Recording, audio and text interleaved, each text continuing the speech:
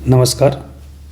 मैं lecturer and select history Ranjit आप सभी का स्वागत करता हूं आरपीएससी द्वारा आयोजित संस्कृत डिपार्टमेंट के फर्स्ट ग्रेड के हिस्ट्री पेपर सॉल्यूशन में। तो बने रहिए आप लोग मेरे साथ। इस पेपर सॉल्यूशन के साथ आपको हिस्ट्री को सीखने का भी मौका मिलेगा। शुरू करते हैं। Question number 1। उस वास्तुकार का नाम बताइए जिसने राजा जोसर के आदेश पर पहला पिरामिड बनाया था। तो इस क्वेश्चन का जो उत्तर है वो है ऑप्शन नंबर 4, इमोटेप। ये बहुत ही बढ़िया क्वेश्चन है। निम्नलिखित यूनानी विचारकों को कालानुक्रमिक व्यवस्थित करें। It's a very simple question. अगर आप हिस्ट्री पढ़ते हैं तो इन चीज़ों का आपको नॉर्मली पता रहता है। जैसे सुकरात, उनका शिष्य था प्लेटो। प्लेटो का जो शिष्य था वो था अरिस्टोटल, और उसके बाद में आर्किमिडीज आता है। तो जैसे दिया हुआ है यह क्रम वैसे ही है। Option number 4 is the correct answer. Question number 3। उस भिक्षु का नाम बताएं जिसे इंग्लैंड में ईसाई धर्म का संस्थापक माना जाता है। तो इसका जो सही उत्तर है वो है सेंट ऑगस्टीन। अगला क्वेश्चन, कौन सा युग सुमेलित नहीं है? देखते हैं। ओसिदन समुद्र का देवता, एथेना विजय की देवी, अपोलो पहाड़ों का देवता, जियस आकाश का देवता। तो इसमें जो सही उत्तर है वो है ऑप्शन नंबर 3, अपोलो पहाड़ों का देवता। तो जो पहाड़ों का देवता है वो OREA, इसको बोलते हैं ओरस। ओरस करके एक देवता है, वो होता है। अपोलो जो होता है वो गॉड ऑफ सन यानी सूर्य, लाइट एंड ट्रुथ का होता है। तो ये आप नोट डाउन कर सकते हैं। बाकी ये चीज़ें जो ऐसे बड़े कोई पेपर्स होते हैं इनके आप ऑप्शंस लिख सकते हैं जो अदर ऑप्शंस होते हैं आगे के लिए। Question number 5। निम्नलिखित में से कौन सा भू क्षेत्र प्यूनिक युद्धों का मूल कारण था? ये बहुत अच्छा क्वेश्चन है कि प्यूनिक युद्धों का जो मूल कारण था वो जो था ऑप्शन नंबर 4, सिसिली। तो सिसिली के कारण से प्यूनिक युद्ध होते हैं। राज्य का इस्लामी सिद्धांत त्रिस्तरीय विचार पर आधारित था। इस संदर्भ में निम्नलिखित में से कौन सा सत्य नहीं है? तो इसमें जो सत्य नहीं है वो है दार उल हर्ब। इसका मतलब होता है इस्लाम को मानने वालों के अलावा जो राज्य होता है उसको बोलते हैं दारुल हर्ब। लेकिन इसका जो अपोजिट होता है वो होता है दार उल इस्लाम। और इसका एक बहुत ही बढ़िया उदाहरण है औरंगजेब का। तो जो औरंगजेब है वो धर्मांध था, फेनेटिक था, और वो भारत को दारुल हर्ब से दारुल इस्लाम बनाना चाहता था, यानी पूरे भारत का इस्लामीकरण करना चाहता था। इसलिए उसने मुहतसिब नामक अधिकारियों की नियुक्ति की जो प्रजा है उसमें आचरण को नियंत्रित करते थे, इस्लाम धर्म को बढ़ावा देते थे, और उनको बाद में उसने मंदिर तोड़ने का भी आदेश दिया। Question number 7। हर्यंक वंशी शासक उदयन के बारे में निम्नलिखित कथनों पर विचार कीजिए। वह अजातशत्रु के काल में चंपा का गवर्नर था। उसने कुसुमपुर, जिसका आज का नाम है पाटलिपुत्र, का निर्माण करवाया था। वह जैन मतानुयायी था। तो ये तीनों ऑप्शन ही बिल्कुल ठीक हैं। तो इसका जो सही उत्तर होगा वो होगा ऑप्शन नंबर 3, A, B और C। Question number 8। उस चीनी दार्शनिक का नाम बताइए जिसने व्यक्तिगत आचरण और राजनीतिक क्रिया के आधार के रूप में सार्वभौमिक प्रेम का प्रचार किया। तो उसका नाम है कन्फ्यूशियस। आगे देखते हैं, शीताध्यक्ष, शुल्काध्यक्ष, सूत्राध्यक्ष किस मंत्री से संबद्ध थे? तो इसका जो सही उत्तर है वो है समाहर्ता। समाहर्ता एक मतलब राजस्व मंत्री होता था और यह तीर्थ लेवल का मंत्री होता था और इसके नीचे अनेक अध्यक्ष होते थे जो कि शीताध्यक्ष, शुल्काध्यक्ष और सूत्राध्यक्ष थे। और प्रशासता जो होता था वो तीर्थ लेवल का मंत्री होता था और वह राजकीय आज्ञाओं को लिखने वाला होता था। राजकीय आज्ञाओं को लिखने वाला प्रशासता। सन्निधाता जो है वो होता था कोषाध्यक्ष, यानी जो धन संपत्ति होती थी राज्य की उसका अध्यक्ष होता था सन्निधाता। कर्मांतिक जो होता है कारखाना प्रमुख होता था, यानी ये कारखानों को नियंत्रित करता था। तो इन सबको आप नोट डाउन कर सकते हैं। अगला क्वेश्चन, अयोध्या अभिलेख में पुष्यमित्र शुंग के लिए किस विरुद्ध का मतलब होता है उपाधि का प्रयोग किया गया? तो द्विर अश्वमेध याजी, यानी जो पुष्यमित्र शुंग है उसने 2 अश्वमेध यज्ञ करवाए थे, इसलिए इसका जो सही उत्तर है वो है द्विर अश्वमेध याजी। अगला क्वेश्चन, वासुदेव के समान में विदिशा में गरुड़ स्तंभ का निर्माण किसने करवाया? ये कॉमन क्वेश्चन है और लगभग बहुत सारे एग्जाम में पूछा जाता है। तो हेलियोडोरस। और जो हेलियोडोरस है वो तक्षशिला का जो एक यवन राजा था एंटियालकोडिस। देखो इस बार हेलियोडोरस है, अगली बार जो क्वेश्चन आएगा हो सकता है कि उसमें कि हेलियोडोरस को किसने विदिशा भेजा था? तो तक्षशिला, थोड़ा पेन ठीक नहीं चल रहा है तो आप देख लेना। तक्षशिला का यवन राजा था, यवन राजा जिसका नाम क्या था? एंटियालकोडिस।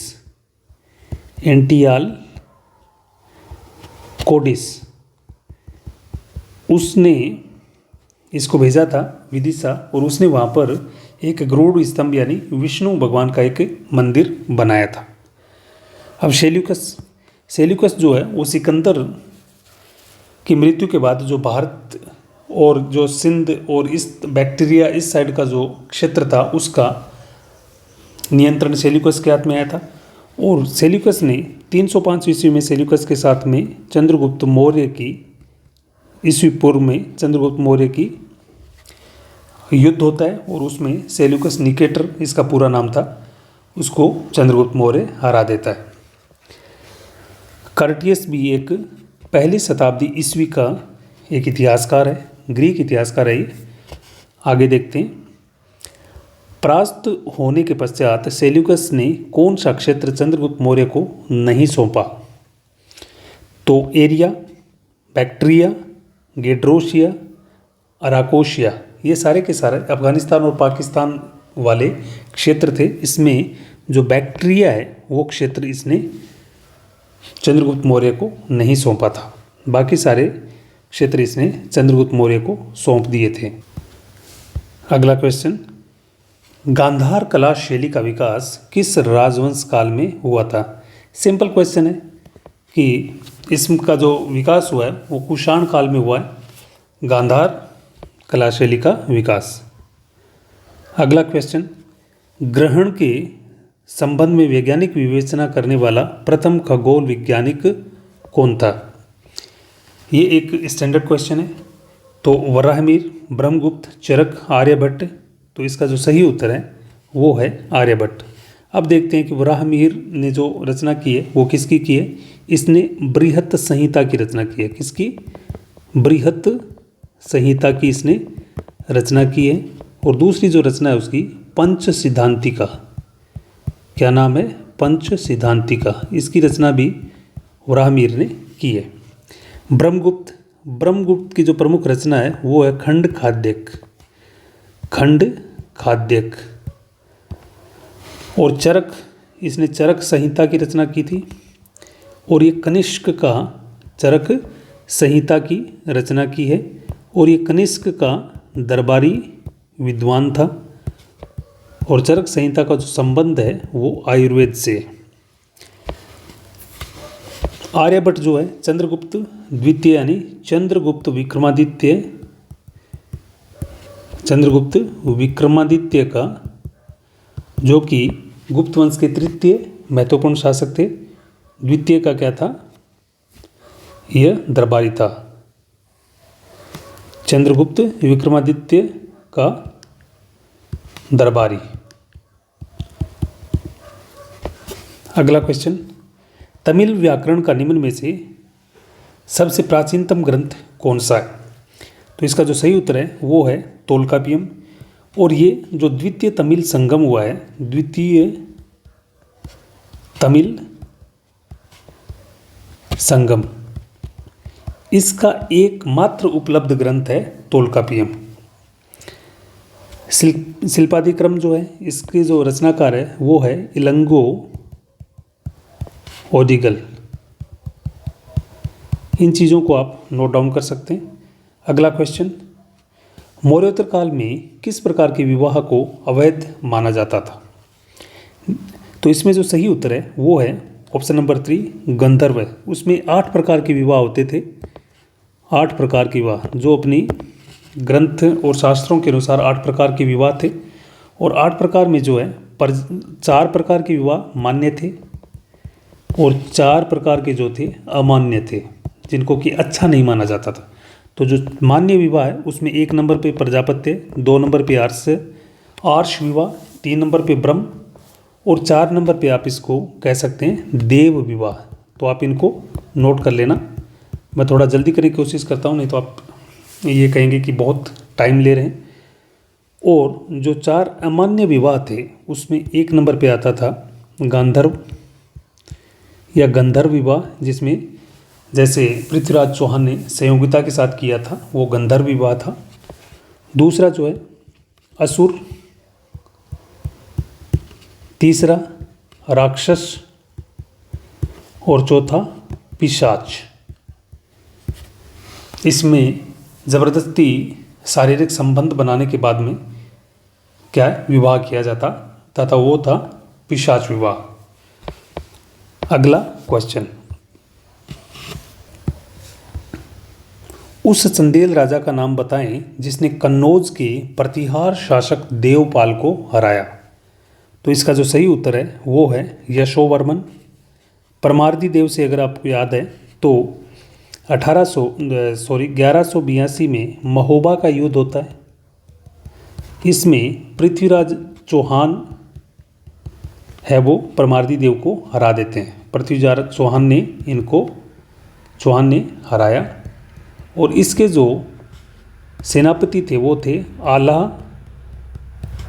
और उदल, मारे गए थे। राजा भोज और अगला क्वेश्चन, तो राजा भोज के बारे में थोड़ा बता देते हैं कि इन्होंने उज्जैन की जगह धार को अपनी राजधानी बनाया। परमार वंश के शासक थे। ये किसके थे? परमार वंश के शासक हैं। परमार वंश के शासक, थोड़ा पेन ठीक नहीं चल रहा है। और ये मालवा यानी जो मध्य प्रदेश का एरिया है उस पर शासन करते थे वहाँ पर। और इन्होंने जो राजा भोज है इसने उज्जैन की जगह धार को अपनी राजधानी बनाया। इसको धार को अपनी राजधानी बनाया। धार को राजधानी बनाया। अगला क्वेश्चन, हर्षकालीन प्रांतीय प्रशासन में तहसीलों को क्या कहा जाता था?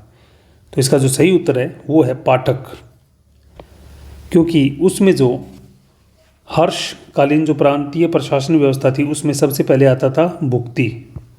भुक्ति का मतलब हो गया प्रांत, तो भुक्ति क्या था? प्रांत था।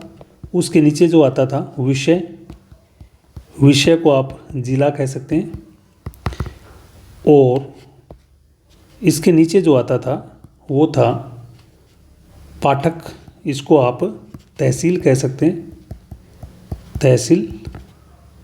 और पाठक के नीचे जो आता था वो था ग्राम। तो इन चीज़ों को आप इस प्रकार से नोट कर सकते हैं। अगला क्वेश्चन, संगम युग में असरर कौन कहलाते थे?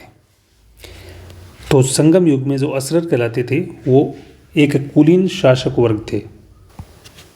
अन्य 2-3 चीज़ें आप नोट कर सकते हैं कि जो अमईचार था, अमईचार, यह संगम युग था, उसमें मंत्री होता था। और ओरार जो है वो जासूस होते थे, जासूस। और थूथार, जो थूथार थे वो दूत थे। तो इन चीज़ों को आप नोट डाउन कर सकते हैं। उस गुर्जर प्रतिहार शासक का नाम बताएं जो अपनी राजधानी भीनमाल से कनौज ले गया। इसका जो सही उत्तर है वो नागभट्ट द्वितीय। इसमें आप वत्सराज जो हैं, इसने जो त्रिपक्षीय जो संघर्ष हुआ है, त्रिपक्षीय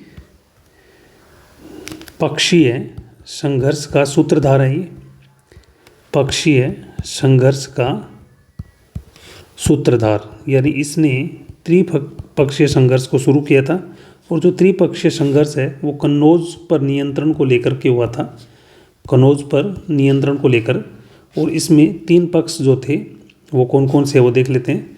नंबर 1 पे जो आता है वो है प्रतिहार, यानी कि गुर्जर प्रतिहार। और जो अगला है वो बंगाल का पालवंश। और जो अन्य है वो है राष्ट्रकूट, ये दक्षिण का था राष्ट्रकूट वंश। और इसकी जो वत्सराज की उपाधि थी वो थी रणहस्तिन। क्या थी? रणहस्तिन।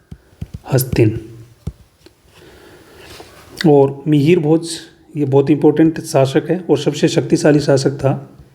किसका? गुर्जर प्रतिहारों का सबसे शक्तिशाली।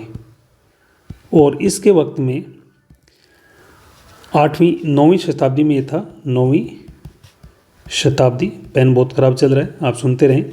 9वीं शताब्दी में ये शासन कर रहा था। और इसके टाइम में जो एक अरब यात्री है सुलेमान ने यहाँ की यात्रा की और उसने सुलेमान को तुरुष्कयंता यानी तुर्कों का विनाश करने वाला कहा। और दूसरा जो याद रखने वाली बात है कि एक अरब यात्री था अल मसूदी, उसको अरबों का हेरोडोटस कहते हैं, अल मसूदी। उसने भी यात्रा की थी और वो की थी प्रतिहार शासक महिपाल प्रथम के टाइम में। और ये था 10वीं शताब्दी में, 10वीं शताब्दी। नागभट्ट प्रथम जो है 8वीं सदी में शासन किया। अगला क्वेश्चन, क्वेश्चन नंबर 21, किस शासक के काल में कंधार मुगलों के हाथ से निकल गया? तो इसका जो सही उत्तर है वो है शाहजहाँ। शाहजहाँ के ने 1638 में कंधार को अपने नियंत्रण में लिया, लेकिन उसने 1649 से लेकर के 53 तक 3 बार वहाँ पर औरंगजेब और दारा शिकोह के नेतृत्व में अभियान भेजे, लेकिन अंततः जो कंधार है उसके नियंत्रण से निकल गया और उस पर ईरान का शासन स्थापित हो गया। क्वेश्चन नंबर 22, निम्न मुगल अधिकारियों को उनके विभागों के साथ सुमेलित कीजिए। तो देखते हैं, इसमें फौजदार जो होता है वो परगने का खजांची, बख्शी सूबे का न्यायिक अधिकारी, कारकुन परगने का रिकॉर्ड रखने वाला, बतिकची सरकार में सुरक्षा अधिकारी। देखो बतिकची जो होता है वो परगना स्तर पर लिपिक होता था। क्या था? परगना स्तर पर लिपिक था और ये स्तर पर लिपिक था।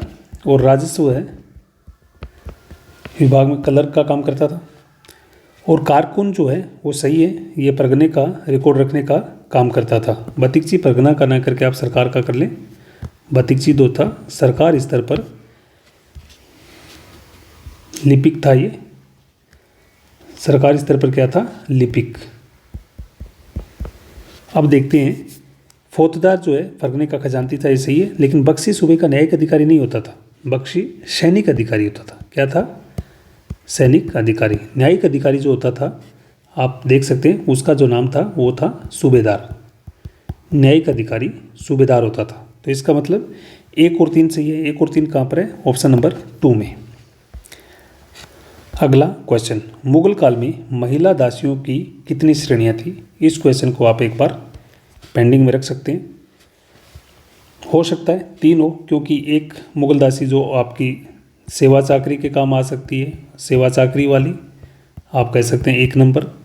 2 नंबर जो थी वो जासूस का काम भी कर सकती है, और 3 नंबर जो थी आप उसको नृत्य का काम भी कह सकते हैं। तो हो सकता है 3 श्रेणियां हो, लेकिन इसमें कन्फर्म नहीं है। अगला क्वेश्चन, 5वीं सदी में यवद्वीप वर्तमान जावा में बौद्ध धर्म के प्रसार का श्रेय किसको जाता है। इसका जो सही उत्तर है वो है ऑप्शन नंबर 4, गुणवर्मा।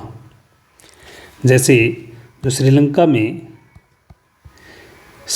में जो बौद्ध धर्म के प्रचार के लिए गए थे, उसमें सम्राट अशोक का पुत्र जो था महेंद्र और उनकी पुत्री संघमित्रा, इन्होंने प्रचार किया था श्रीलंका में। अगला क्वेश्चन, क्वेश्चन नंबर 25, निम्नलिखित में से कौन से लेखक मुगल काल से संबंधित हैं। ऑप्शंस देखते हैं। अब्दुल हमीद लाहौरी, जिन्होंने पादशाहनामा लिखा था, और ये शाहजहां की जीवनी थी, शाहजहां। अगला, अबुल फजल आईने अकबरी लिखी अकबर के वक्त में। जगन्नाथ पंडित हिंदी के कवि थे जहांगीर के टाइम में। और फैजी, ये जो थे अकबर के राज कवि थे, राज कवि। इसका मतलब इन सब का संबंध मुगल काल से बिल्कुल था। अबुल फजल और फैजी जो थे ये भाई थे, और इनके पिता का नाम जो था वो शेख मुबारक था। वो भी एक विद्वान व्यक्ति थे अकबर के दरबार में, शेख मुबारक। तो इन चीज़ों का आपको पता होना चाहिए। इसका मतलब ये सारे मुगल काल से संबंधित है ये लेखक। अगला क्वेश्चन, मुगल काल में मुदत्ती तथा दर्शनी थे। तो ये जो थे हुंडी के प्रकार थे। क्या थे, हुंडी के प्रकार। ये 2 प्रकार की हुंडियाँ थी। मुदत्ती यानी इसमें एक, जैसे हम चेक पे अगर डेट डाल देते हैं कि अब जैसे 15 अक्टूबर हमने चेक पे डेट डाली, इसका मतलब 15 अक्टूबर से पहले हम इसको एनकैश नहीं कर सकते, अपने खाते में नहीं डाल सकते। वैसे जो मुद्दती थी उस हुंडी पे एक समय निर्धारित होता था कि इतने समय के बाद में हम इसके हुंडी को दिखाकर, इस पत्र को दिखा कर के पैसे ले सकते हैं। और दर्शनी हुंडी जो थी वो इस प्रकार की थी कि जब भी आप इस पत्र को, जहाँ से आपको बोला गया वहाँ पर अगर दिखाएंगे तो आपको पैसा मिल जाएगा। अगला क्वेश्चन, मुगल काल में सुगंधित तेल के केंद्र थे। देखो यह एक डाउटफुल क्वेश्चन है। इसमें देखो कन्नौज को इत्र का केंद्र माना गया है, लेकिन कन्नौज नाम इसमें नहीं है। तो फिर आगरा, तो इसका मतलब आगरा हो सकता है। तो ये भी 3 ऑप्शंस में उपलब्ध है आगरा। तो इस क्वेश्चन को आप डाउट में रख सकते हैं। हो सकता है ये चारों के अंदर ही इसमें हो, लेकिन 4 इसमें है नहीं, तो इसको आप डाउट में रखिए।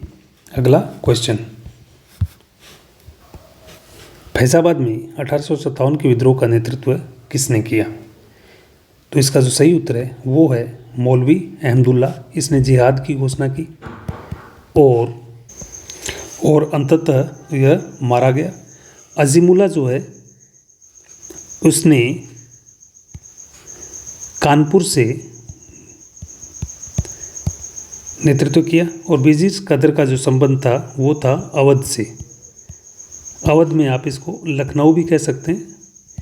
और यह नवाब वाजिद अली शाह, जिसको अंग्रेज़ों ने 1856 में कुशासन का आरोप लगा करके अवध से निष्कासित करके कलकत्ता भेज दिया था। और उनकी जो बेगम थी, बेगम हजरत महल, इनका बेगम हजरत महल इनका पुत्र था बिरजिस कद्र। बख्त खान, इनका संबंध बरेली से था।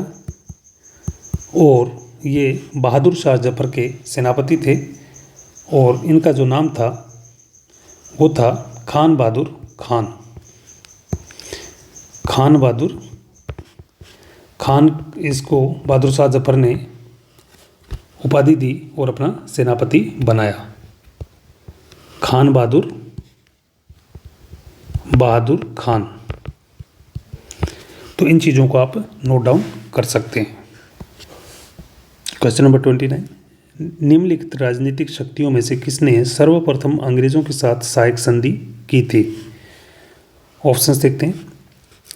तो इसके जो ऑप्शंस देखने पे पता चलता है कि इसका option number 1 is the correct answer. Hyderabad का निज़ाम, इन्होंने 1798 में प्रथम सहायक संधि की थी अंग्रेज़ों के साथ। और उस टाइम जो इन हैदराबाद का निज़ाम था वो था निज़ाम अली खान। निज़ाम अली खान। और ये 1762 से लेकर के 1805 तक नवाब रहा है हैदराबाद का। और इसका अन्य नाम था या उपाधि थी आसफ जाह द्वितीय। क्या थी? आसफ जाह द्वितीय। अगला क्वेश्चन, 19वीं सदी के सामाजिक धार्मिक सुधार आंदोलन मानवतावादी थे। राजा राम मोहन राय के प्रयासों से लॉर्ड विलियम बेंटिक ने सती प्रथा के विरुद्ध कानून पास किया। तो option number 4 is the correct answer. A और आर दोनों सही है और आर ए का सही स्पष्टीकरण है। क्वेश्चन नंबर 31, निम्नलिखित में से कौन सा भवन फतेहपुर सीकरी में अवस्थित नहीं था? ऑप्शंस देखते हैं। तो इसमें पता चलता है कि जहांगीरी महल, ये आपके जो आरपीएससी फर्स्ट ग्रेड की फर्स्ट पेपर में भी ये क्वेश्चन आया था। जहांगीरी महल जो है वो आगरा में है। और जोधाबाई का महल, तुर्की सुल्ताना की कोठी, पंचमहल, ये सारे के सारे किस में है? फतेहपुर सीकरी में है। अगला क्वेश्चन, गवर्नर जनरल जिसने देशी भाषा समाचार पत्र अधिनियम को रद्द किया, यानी वर्नाकुलर प्रेस एक्ट, इसको बोलते हैं देसी भाषा अधिनियम, देसी भाषा समाचार पत्र अधिनियम, वर्नाकुलर प्रेस एक्ट। तो इसमें कौन था? रद्द करने वाला था रिपन। रिपन ने इसको जो रद्द किया है वो किया है दिसंबर 1881। और रिपन को सबसे आदर्श गवर्नर जनरल माना गया है ब्रिटिश शासनकाल के दौरान। और लिटन है, इसने 1878 में ये वर्नाकुलर प्रेस एक्ट लेके आता है और देशी समाचार पत्रों पर प्रतिबंध लगाता है। और इसको सबसे ज़्यादा प्रतिक्रियावादी गवर्नर माना गया है। प्रतिक्रियावादी यानी भारतीयों के बिल्कुल ही खिलाफ था। डफरिन के टाइम में 1885 में कांग्रेस की स्थापना होती है। कांग्रेस की स्थापना होती है। अगला क्वेश्चन, धार्मिक सत्य के प्रसार के लिए राजा राम मोहन राय द्वारा स्थापित प्रथम संस्था थी। तो इसका जो सही उत्तर है वो है आत्मीय सभा। ब्रह्म समाज की जो स्थापना करते हैं वो करते हैं 1829 में। और इसका जो इनिशियल नाम होता है 1828 में ब्रह्म सभा होता है। क्या होता है? ब्रह्म सभा, जिसका नाम परिवर्तन करके 1829 में ब्रह्म समाज कर दिया जाता है। अगला question, Servants of Peoples Society की स्थापना किसने की? तो इसका जो सही उत्तर है वो है लाला लाजपत राय। और वे इसकी शुरुआत करते हैं या स्थापना करते हैं 1929 में लाहौर में सर्वेंट्स ऑफ पीपल्स सोसाइटी। लाला हरदयाल, इन्होंने जो स्थापना की 1913 में सैन फ्रांसिस्को यूएसए में गदर पार्टी की, किसकी? गदर पार्टी की इन्होंने स्थापना की थी। तिलक ने 2 समाचार पत्र निकाले थे, नंबर 1 मराठा, नंबर 2 केसरी। ये जो मराठा था वो इंग्लिश है और जो केसरी है वो मराठी भाषा में है। और इनकी जो शुरुआत की है वो की है 1881 में। और इन्होंने गणेश महोत्सव की भी शुरुआत की, और गणेश महोत्सव की जो शुरुआत की गई है वो की गई है 1893 ईस्वी में। तो 1893 में गणेश उत्सव और 1894 में शिवाजी उत्सव। ये चीज़ें आप नोट डाउन करके रख सकते हैं, क्योंकि अगले एग्ज़ाम में हो सकता है इनके ऊपर क्वेश्चन आ जाए। तो ये चीज़ें आपको हमेशा याद रखनी है। अगला क्वेश्चन, 1908 के समाचार पत्र अधिनियम की कठोर धाराओं के कारण किन भारतीय समाचार पत्रों ने अपना प्रकाशन बंद कर दिया था? तो ये जो इसका जो सही उत्तर है वो है ऑप्शन नंबर 2। अब इन समाचार पत्रों के बारे में थोड़ा सा आप नोट कर लीजिए कि युगांतर की जो शुरुआत की है वो 1906 में बारिंदर घोष और भूपेंद्र दत्त ने की है। संध्या नामक जो समाचार पत्र है उसकी जो स्थापना की है वो की है ब्रह्म बंधु ने। क्या नाम है इनका? ब्रह्म बंधु उपाध्याय, इनका पूरा नाम था ब्रह्म बंधु उपाध्याय। और वंदे मातरम इस समाचार पत्र के जो संस्थापक है वो है बिपिन चंद्र पाल, लाल बाल पाल वाले बिपिन चंद्र पाल, 1906। और इसके जो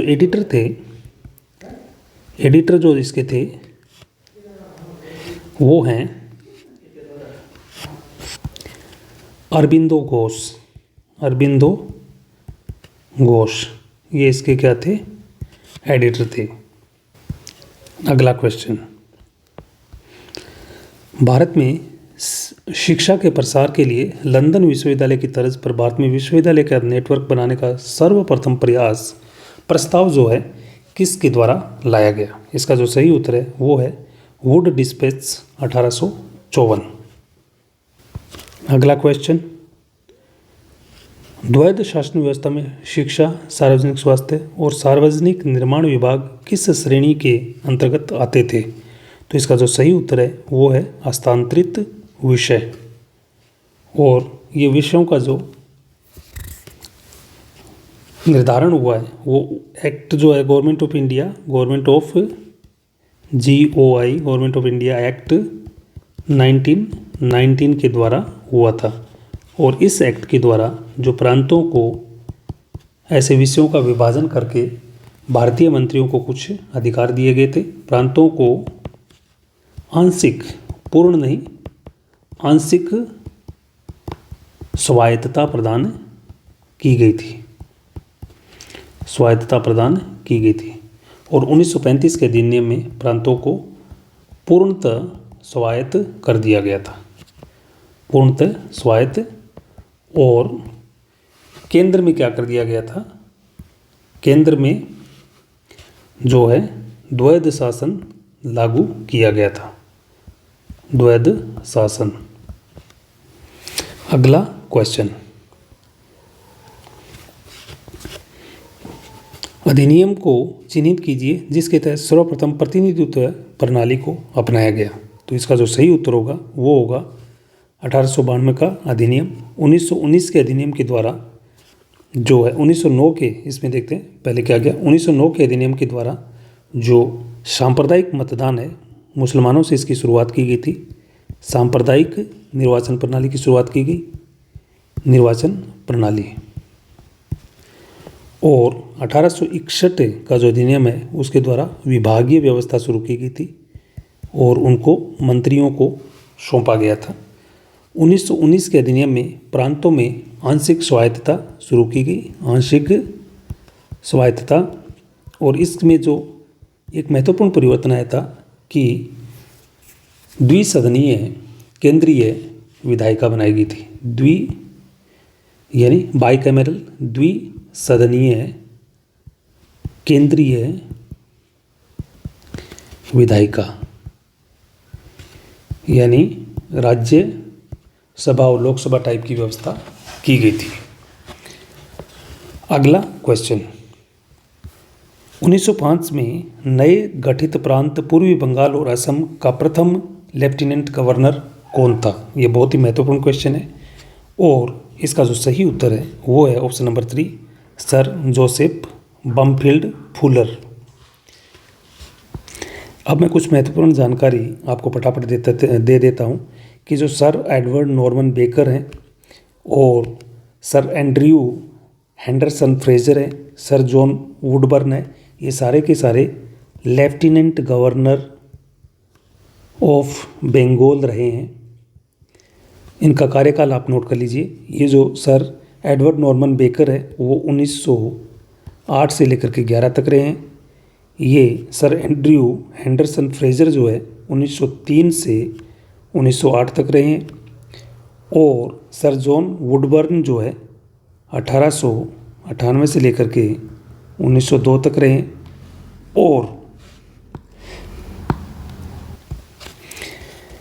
लॉर्ड कर्जन ने अनेक कमीशंस की स्थापना की थी, जिनमें आप कह सकते हैं कि उसने रेलवे कमीशन बनाया था, उसने पुलिस कमीशन बनाया था, उसने यूनिवर्सिटी कमीशन बनाया था।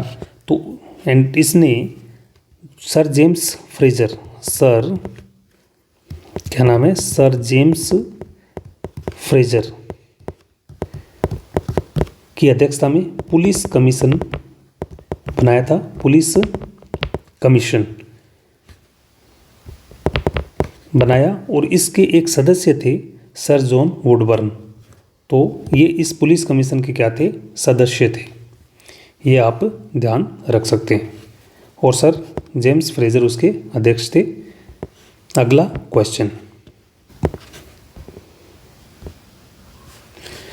क्वेश्चन नंबर 40, नासिक के कलेक्टर जैक्सन की हत्या किसने की थी? वेरी सिंपल क्वेश्चन, अनंत कनहरे ने। और अगर अदर ऑप्शन देखते हैं तो मदन लाल ढींगरा, ये भी एक स्वतंत्रता सेनानी है और इन्होंने 1 जुलाई 1909 को कर्जन वायली की हत्या की थी ब्रिटेन में। कर्जन वायली की हत्या की ब्रिटेन में, क्योंकि जलियांवाला बाग हत्याकांड में जो लेफ्टिनेंट गवर्नर था उसका ये सचिव था, इसलिए इसकी हत्या की गई थी। सुखदेव आपको पता है कि he was the companion of Bhagat Singh, ये भगत सिंह का मित्र था और उसके साथ इसने विभिन्न गतिविधियों में भाग लिया था। गणेश सावरकर, इसने मित्र मेला की स्थापना वीडी सावरकर के साथ मिलकर की थी। ये विनायक दामोदर सावरकर के भाई हैं। मित्र मेला की स्थापना अपने भाई विनायक दामोदर सावरकर के साथ मिलकर के 1899 में करते हैं और फिर मित्र मेला का नाम परिवर्तन करके 1904 में अभिनव भारत कर दिया जाता है, अभिनव भारत। तो इस डेट को आप याद रखें, 1899। अगला क्वेश्चन, 1911 में किसने अनिवार्य शिक्षा बिल को इंपीरियल विधान परिषद में प्रस्तावित किया था? सही उत्तर है Gopal Krishna Gokhale. Sir Harcourt Butler, इनका संबंध जो था बटलर कमीशन से था, बटलर कमीशन। और बटलर कमीशन की स्थापना 1927 में की गई थी कि ब्रिटिश क्राउन यानी ब्रिटिश सम्राट और ब्रिटिश क्राउन और ब्रिटिश क्राउन यानी ब्रिटिश सम्राट और जो प्रांतीय शासक थे प्रिंसली स्टेट्स, कौन से प्रिंसली स्टेट्स, उनके साथ संबंधों की जो व्यवस्था है उसको रिव्यू करने के लिए बटलर कमीशन की स्थापना की गई थी। सच्चिदानंद सिन्हा ये हमारे जो कॉन्स्टिट्यूएंट असेंबली यानी संविधान सभा थी उसके प्रथम अस्थायी अध्यक्ष थे। अगला एम.जी. रानाडे, इनका संबंध महाराष्ट्र से था। और जो आत्माराम पांडुरंग है उन्होंने प्रार्थना समाज की स्थापना की थी 1867 में, उसमें इनका भी सहयोग था। अगला क्वेश्चन, जलियांवाला बाग हत्याकांड के विरोध में वायसराय की एग्जीक्यूटिव काउंसिल से इस्तीफा देने वाले व्यक्ति थे। सही उत्तर है सर शंकरन नायर। मदन मोहन मालवीय, इन्होंने BHU की स्थापना की थी और इसमें 1915 में बसंत पंचमी के दिन महात्मा गांधी का जो पब्लिक लाइफ में पदार्पण हुआ था और उन्होंने बहुत ही बढ़िया वहाँ पर भाषण दिया था। अगला क्वेश्चन, भारत में संघीय न्यायालय का सृजन किस एक्ट के तहत किया गया? वेरी सिंपल क्वेश्चन और यह तो गलत नहीं होना चाहिए। ऑप्शन नंबर 3 1935 का अधिनियम, इसके तहत भारतीय संघीय न्यायालय की स्थापना की गई। अगला क्वेश्चन, ऑग्सबर्ग की संधि किन के मध्य हुई? ये अब वर्ल्ड हिस्ट्री के क्वेश्चन आए, तो इसका जो सही उत्तर है वो है चार्ल्स पंचम एवं कैथोलिक धर्म के अनुयायी। ये सितंबर 1555 में होती है। अगला क्वेश्चन, वाणिज्यवाद का सिद्धांत एक राष्ट्र की संपदा को परिभाषित करता है, तो इसमें जो अब सही उत्तर है वो है सोना व चांदी के स्वामित्व के रूप में। अगला क्वेश्चन, फिलाडेल्फिया के प्रथम अंतर उपनिवेशीय सम्मेलन में किस उपनिवेश ने भाग नहीं लिया था? तो ये था फर्स्ट इंटरकॉन्टिनेंटल कांग्रेस। तो इसमें जो भाग नहीं लिया था वो था ऑप्शन नंबर 4 जॉर्जिया। इसमें अमेरिका के 13 उपनिवेशों ने भाग लिया था। 13 उपनिवेशों ने इसमें क्या लिया था? भाग लिया था। लेकिन 13 तो उपनिवेश थे अमेरिका में, उसमें से 12 उपनिवेशों ने भाग लिया और एक जॉर्जिया ने भाग नहीं लिया। तो Georgia was one of the 13 colonies of America. अगला क्वेश्चन, और जॉर्जिया के भाग न लेने का कारण था कि वो ऐसा सोचता था कि अमेरिका में जो यहाँ के मूल निवासी हैं उनको नियंत्रित करने के लिए जो ब्रिटिश शासन की वहाँ पर ज़रूरत है। अगला क्वेश्चन, प्रारंभिक पुनर्जागरण काल में निम्नलिखित में से कौन प्रायोगिक विज्ञान का प्रमुख समर्थक था? तो इसका जो सही उत्तर है वो है रोजर बेकन। पेट्रार्क जो थे वो तो पुनर्जागरणकालीन मानवतावादी थे। क्या थे? मानवतावादी। अगला क्वेश्चन,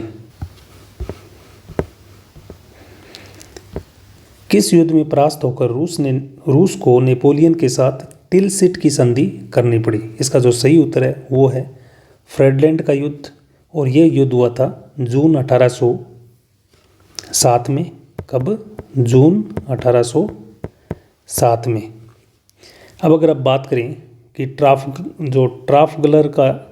ट्राफलगर का जो युद्ध हुआ है वो हुआ है 1805 में, और इसमें जो मिस्र में भी नेपोलियन को हराता है एक ब्रिटिश कमांडर होता है नेल्सन, नेवल कमांडर होता है वो, तो वो हराता है नेपोलियन को 1798-99 में जो युद्ध हुआ था इजिप्ट में यानी मिस्र में, वहाँ पर भी, और 1805 में जो ट्राफलगर का युद्ध होता है उसमें भी नेल्सन होता है, वो ब्रिटिश नेवल जो सेना होती है उसका कमांडर होता है, और लेकिन वह मारा जाता है। यानी इस युद्ध में नेल्सन मारा जाता है, लेकिन इसमें जो जीत होती है वो ब्रिटेन की होती है। किसकी जीत होती है? ब्रिटेन की जीत होती है, और नेपोलियन इस युद्ध में हार जाता है। और जेना का युद्ध जो है वो 1806 में होता है, 1806 में, और ये होता है फ्रांस वर्सेस प्रूशिया, जिसमें फ्रांस की जीत होती है। अगला क्वेश्चन, निम्न में कौन सा सही सुमेलित है? मोंटे कार्टिन जो है वो फ्रांस का है, एंटोनियो सीटा स्पेन का है, चार्ल्स डेवनाट इंग्लैंड का है। इसका जो सही उत्तर है ये अभी आपको नहीं बता पाएंगे क्योंकि ये थोड़ा सा टिपिकल है। इसका हम बाद में आपको कमेंट बॉक्स में उत्तर दे देंगे। अगला क्वेश्चन, इटली के एकीकरण में किस राज्य ने महत्वपूर्ण भूमिका निभाई और एकीकृत राज्य का केंद्र बना? तो इसका जो सही उत्तर है वो है ऑप्शन नंबर 2, सार्डिनिया पिडमांट। और इसका जो राजा था वो था विक्टर इमैनुअल द्वितीय, जिसके नेतृत्व में, और जो अन्य जो नेता थे इटली के एकीकरण में वो थे मैज़िनी, यानी जिसको मैजिनी भी बोलते हैं, और फिर आता है काउर और गैरिबाल्डी। तो इटली एकीकरण में इनका योगदान रहा है। अगला क्वेश्चन, फ्रांसीसी क्रांति की निम्नलिखित घटनाओं को कालक्रमानुसार कीजिए। तो इसमें जो सही उत्तर है वो है ऑप्शन नंबर 4। ये सारी घटनाएं जो है इसी क्रम में, जिस क्रम में लिखी गई है।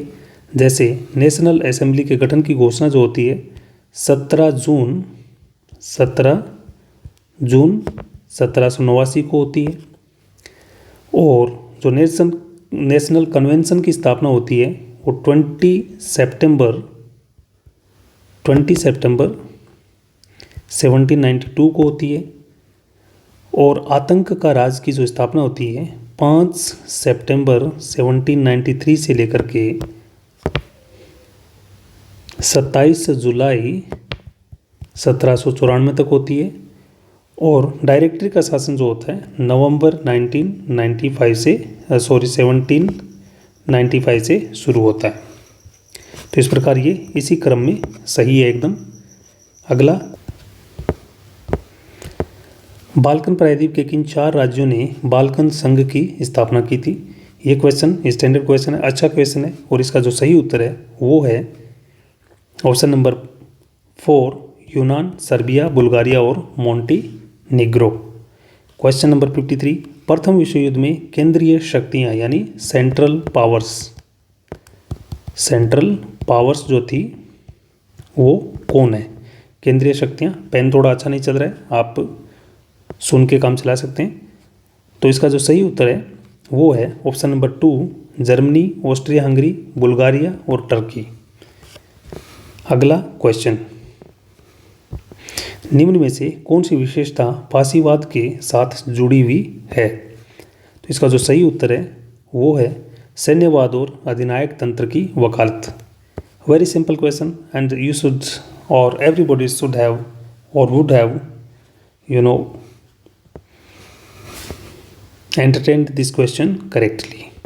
अगला क्वेश्चन, उन 4 देशों को चिन्हित कीजिए जिनके प्रतिनिधियों ने म्यूनिख समझौते पर हस्ताक्षर किए थे। तो म्यूनिख समझौता जो होता है वो 1938 को होता है, और ऐसा बोला जाता है कि म्यूनिख समझौते जो ये समझौता हुआ है उसमें जो तुष्टीकरण, जो फ्रांस और ब्रिटेन का जो तुष्टीकरण चल रहा था उसकी अति हो गई थी, और इन्होंने जर्मनी को बहुत ज़्यादा टॉलरेट किया था, जिसके कारण जर्मनी ने म्यूनिख समझौते के तहत उसने चेकोस्लोवाकिया पर नियंत्रण स्थापित किया, और उसके बाद उसने थोड़े समय बाद ही पोलैंड पर आक्रमण कर दिया। तो इसमें जो हस्ताक्षर करने वाले थे वो थे option number 4 is the correct answer, Germany, Italy, great Britain और फ्रांस। अगला क्वेश्चन, किस समझौते संधि ने प्रशा को कील बंदरगाह पर किलेबंदी करने का अधिकार दिया?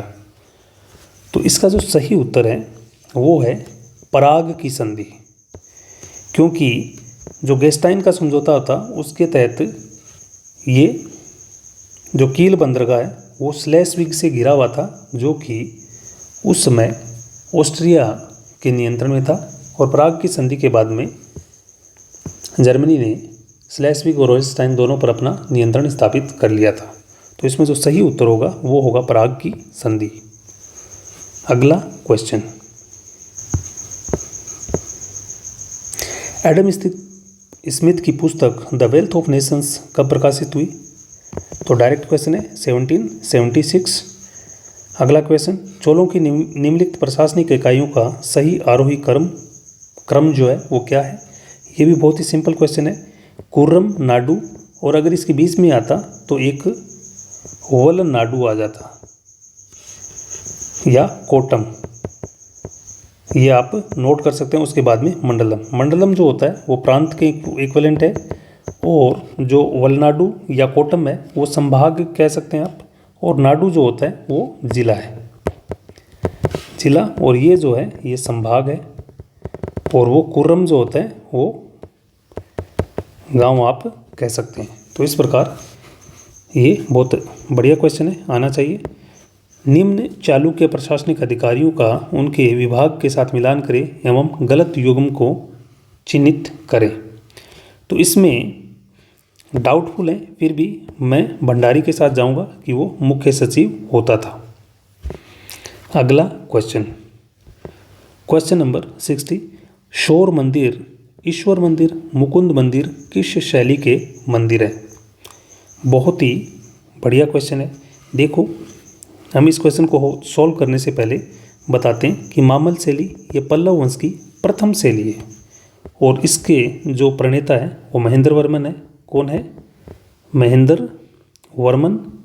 और इस शैली के तहत जो मंदिर बनाए गए थे वो थे मंडप शैली। क्या थी? मंडप शैली।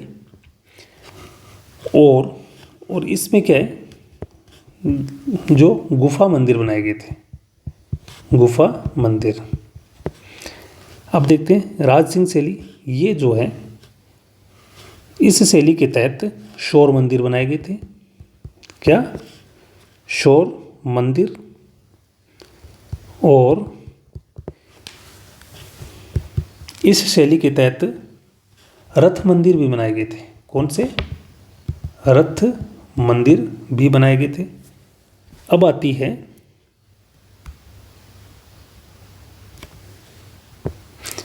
इसको आप थोड़ा सा करेक्ट कर लीजिए। इसका जो सही उत्तर है वो तो है राज सिंह शैली। राज सिंह शैली जो है, और नरसिंह वर्मन प्रथम न होकर के नरसिंह वर्मन द्वितीय है, इसके नरसिंह वर्मन द्वितीय ने इस शैली को शुरू किया था। और शोर मंदिर और रथ मंदिर इस शैली के तहत बनाए गए थे। और इस शैली में जो प्रमुख मंदिर बना है वो बना है कैलाश नाथ मंदिर। कौन सा? ये जो मैंने आपको मंडप शैली गुफा या गुहा मंदिर जो बताएं वो हैं महेंद्र शैली। किसके हैं ये? महेंद्र शैली के। और जो मामल शैली के मंदिर है वो नरसिंह वर्मन प्रथम ने बनाए हैं। किसने? नरसिंह वर्मन प्रथम।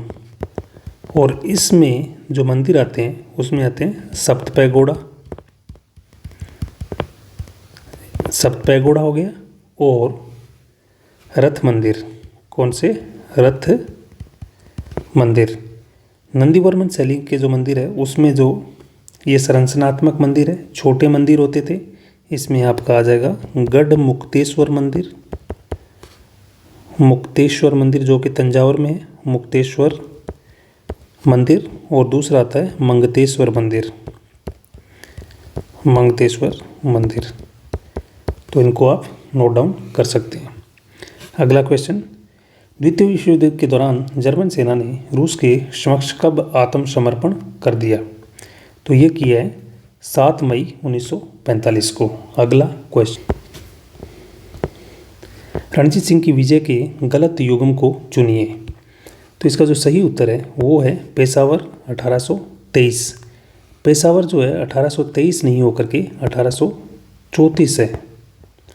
बाकी इसके जो है सही हैं सारे के सारे, क्योंकि मुल्तान इसने जीता था नवाब मुजफ्फर खान से। किससे? नवाब मुजफ्फर खान, इससे जीता था।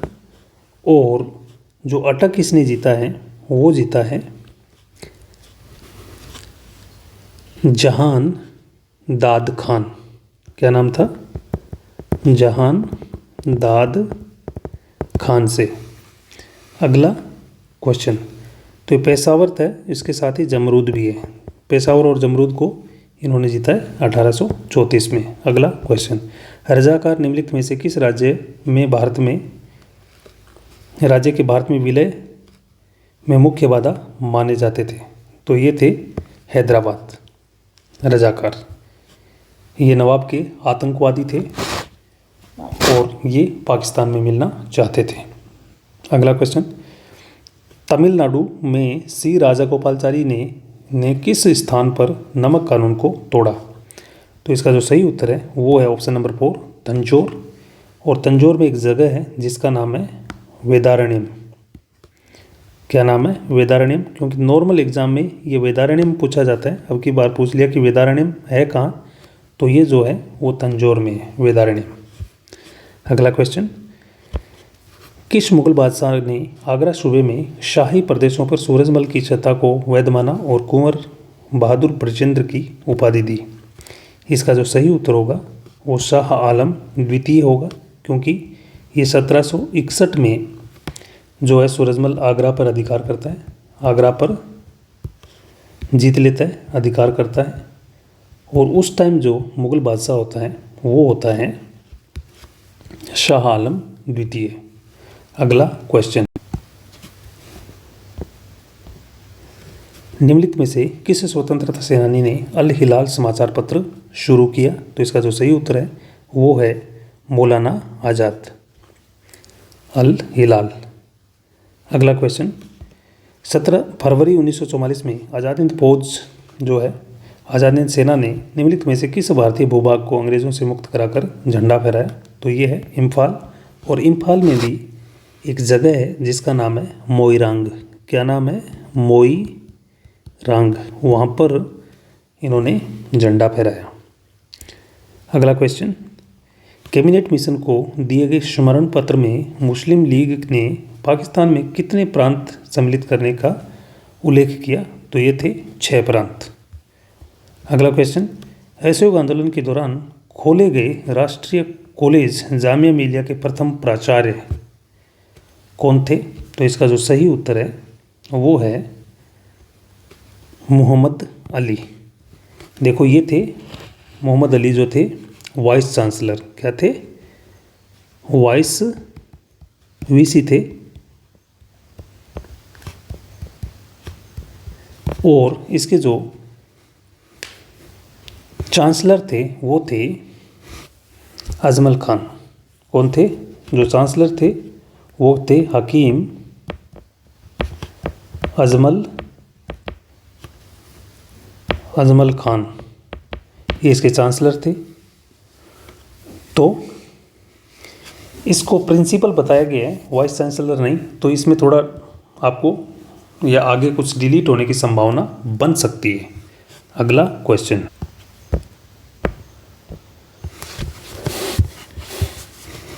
मराठा प्रशासन से संबंधित निम्नलिखित पदों को सुमेलित कीजिए।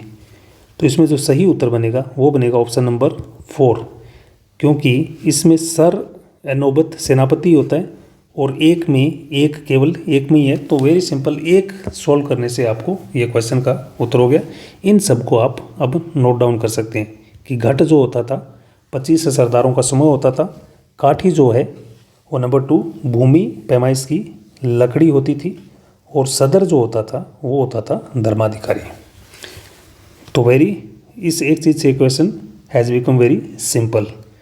सुरक्षा परिषद में मतदान की पद्धति के संबंध में महत्वपूर्ण निर्णय किस सम्मेलन में लिया गया? इसका जो सही उत्तर है वो ऑप्शन नंबर 2 याल्टा सम्मेलन। और यह क्रीमिया में है। याल्टा कहाँ पर है? क्रीमिया में। और याल्टा के तुरंत बाद में सैन फ्रांसिस्को सम्मेलन होता है जिसमें संयुक्त राष्ट्र संघ को जो है स्थापित कर दिया जाता है। अगला क्वेश्चन, 1917 में अखिल रूसी बोल्शेविक सम्मेलन में रखे गए लेनिन के विचार किस नाम से जाने जाते हैं? ये जाने जाते हैं अप्रैल थीसिस के नाम से। अब आप थोड़ा सा देख लें कि चेका क्या था। तो चेका सीक्रेट पुलिस थी। क्या थी? Secret police. और इसकी जो स्थापना की गई थी 1917 में की गई थी। और इसकी जो स्थापना की गई थी उसका मुख्य रीज़न था जो बोल्शेविक क्रांति हो रही है, बोल्शेविक क्रांति की रक्षा करना। अक्टूबर क्रांति जो हुई थी उसकी रक्षा करना। और आपको जानकर अचंभा नहीं होना चाहिए कि इस चेका संगठन के लोगों ने 10 लाख लोगों को मारा था। 10 लाख लोगों को मारा। अगला क्वेश्चन, राजतरंगिणी में निम्नलिखित में से मुख्यतः किस भौगोलिक क्षेत्र का वर्णन मिलता है? Very simple question. Option number 4 Kashmir. और इसमें देखने वाली बात है कि राजतरंगिणी की जो रचना की है वो की है कल्हण ने। और कल्हण कहाँ थे? ये थे कश्मीर के शासक हर्ष के दरबारी। क्या थे? हर्ष के दरबारी थे। और इसकी जो रचना इन्होंने की है वो 12वीं शताब्दी में की है। कब की है? 12वीं शताब्दी में। तो ये चीज़ें आपको अब पता होनी चाहिए। अगला क्वेश्चन, उत्तर यत् समुद्रस्य हिमाद्रश्च चेव दक्षिणम वर्ष्येतद भारत नाम भारती यत्र संतति। निम्नलिखित पुराणों में से किस में उपरोक्त श्लोक का उल्लेख है? तो ये विष्णु पुराण में इसका उल्लेख है। अगला क्वेश्चन, आकलवुड जीवाश्म पार्क निम्नलिखित में से किस राज्य में स्थित है? तो ये राजस्थान हिस्ट्री से संबंधित क्वेश्चन आ गए। और ये है राजस्थान में, जैसलमेर में है ये आकलवुड फॉसिल पार्क। इससे हमें पता चलता है इन जीवाश्मों से कि जैसलमेर में कहीं कोई समय में एक हरा भरा क्षेत्र रहा होगा और जहाँ पर सिंचाई या नदियों की प्रचुरता रही होगी, पानी की प्रचुरता रही होगी। अगला क्वेश्चन, ऋग्वेद की नदी स्तुति में निम्नलिखित में से किस नदी का उल्लेख है? तो यह क्वेश्चन मैं अभी डाउट में डालता हूँ क्योंकि सारी की सारी जो नदियाँ हैं वो नदियाँ साउथ की हैं। और इस सूक्त में साउथ की एक ही नदी का उल्लेख है जिसका नाम है नर्मदा। तो वैसे अब इसमें अगर कुछ होगी तो सबसे जो ऊपर की नदी है इसमें ताप्ती है। तो ये हो सकता है। बाकी इस क्वेश्चन को मैं अभी डाउट में रखूँगा। इसके अलावा कोई अलग ऑप्शन इसका सही उत्तर होने की संभावना कम बनती है। ऋग्वेदिक देवता वरुण जाने जाते थे। तो इसका जो सही उत्तर है वो है जल के देवता के रूप में, युद्ध के देवता के रूप में इंद्र को जाना जाता था, तूफान के देवता के रूप में रुद्र को जाना जाता था, वायु के देवता के रूप में तो वायुदेव थे ही। तो इस प्रकार इसका जो सही उत्तर है वो है ऑप्शन नंबर 2। और इसको जो वरुण को ऋतस्य गोपा भी कहा जाता था। क्या कहा जाता था? ऋतस्य गोप, यानी जो प्रकृति का संचालन हो रहा है उसका देव भी इसे माना जाता था। अगला क्वेश्चन, निम्नलिखित में से किसने भीमबेटका के शैलचित्रों का अध्ययन नहीं किया?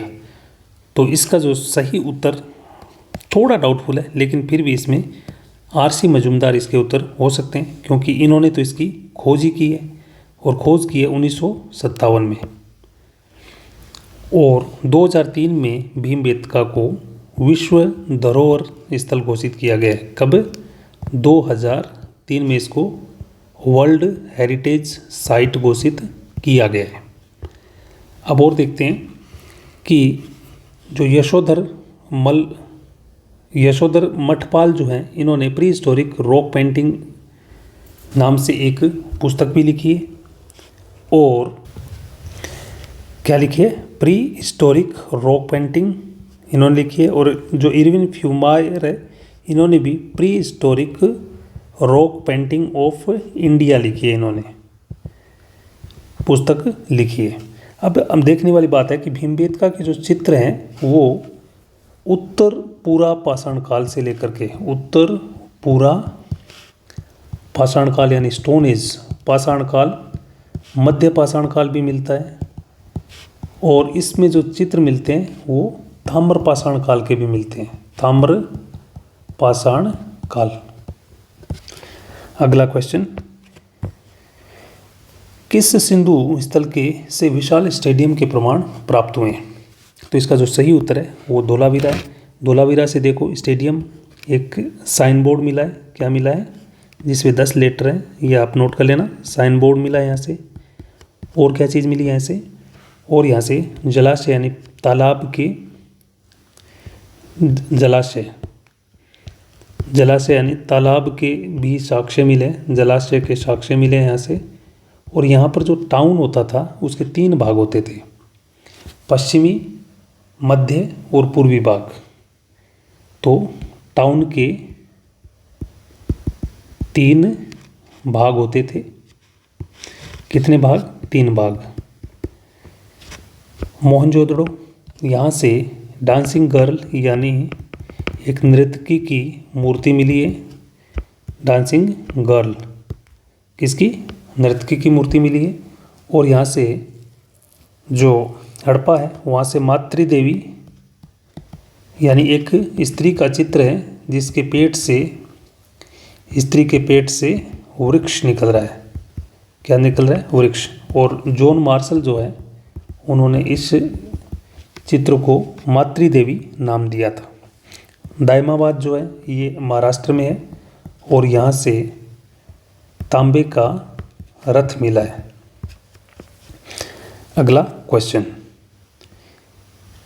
ये सारी चीज़ें आपको पता होनी चाहिए। अगला क्वेश्चन, आधुनिक मानव के जीवाश्म के साक्ष्य कहाँ से मिले?